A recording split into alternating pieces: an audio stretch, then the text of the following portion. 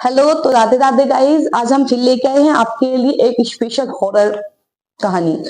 तो एक जापान की बात है। तो जापान में एक स्त्री घूमती थी अपने मुंह पे मास्क लगा के।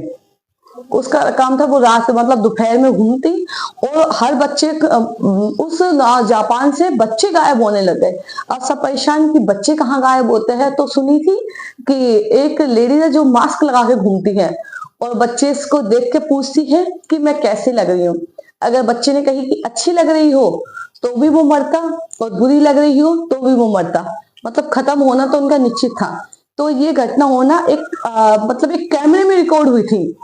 जापान की जो घटना थी वो बाकायदा कैमरे में रिकॉर्ड हुई थी। तो वहां के लोगों ने उसके तह तक जाना सोचा कि यार ये क्या है क्या नहीं है। तो उसकी तह तक पहुंचने लगे। तो जो वो स्त्री थी वो एक बताई जाती कि उस समय की एक मतलब एक पति पत्नी थे। तो दोनों बहुत प्यार करते थे। लेकिन पति को हर काम के लिए पूरे दिन के लिए बाहर जाना पड़ता था। लेकिन जो लेडीज थी इतनी सुंदर थी, उसे अपने चेहरे पर बहुत घमंड था, बहुत ज्यादा, कि मैं इतनी सुंदर हूँ, ये हूँ वो हूँ। तो एक दिन वो किसी दूसरे लड़के के साथ संबंध बना रही थी। तो ये काफी दिन तक चलता रहा, उसको पति को नहीं पता। एक दिन पति टाइम से पहले घर आ गया और अपनी पत्नी को पकड़ लिया कि यार ये गलत काम करी है। तो उसके पति ने कही कि अब तूने बहुत ये गलत किया है। तो उसने क्या करा, कैंची ली और अपनी पत्नी का गाल यहाँ से काट दिया, ये काट दिया और ये पूरा हिस्सा काट दिया, पूरा मतलब उसको बदसूरत बना दिया कि ना वो जिए ना मरे। अब वो धीरे धीरे करके उसकी मतलब खून निकल के उस खत्म हो गई। लेकिन उसकी आत्मा भटकने लगी जापानों की गलियों में।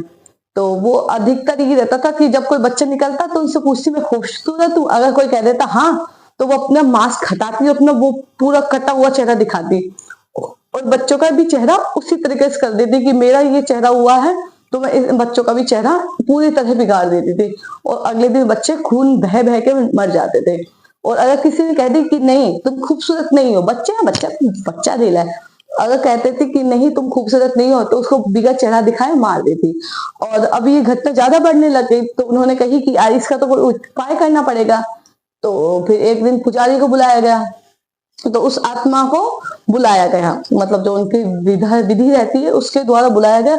उससे कही कि तू बच्चों को क्यों मारती है, बच्चों ने तो तेरा कुछ नहीं बिगाड़ा है, तेरे तो पति ने तुझे मारा है। तो उसने कही मुझे नहीं पता, मैं यहाँ के अब बच्चों को रहने नहीं दूंगी, ना बच्चे रहेंगे ना वो बड़े होंगे और ना कोई ऐसा दोबारा कांड होगा। तो उसकी आत्मा की शुद्धि करवाई, उसकी आत्मा को मतलब चली जाए वो, इस तरीके की पूजा वूजा करवाई। और जब से माना जाता है कि जापान की गलियों में उस लेडीज को दोबारा कभी नहीं देखा गया। तो इस तरीके की कहानी आगे सुनने के लिए प्लीज कमेंट करें। Okay, bye bye, Radhe Radhe.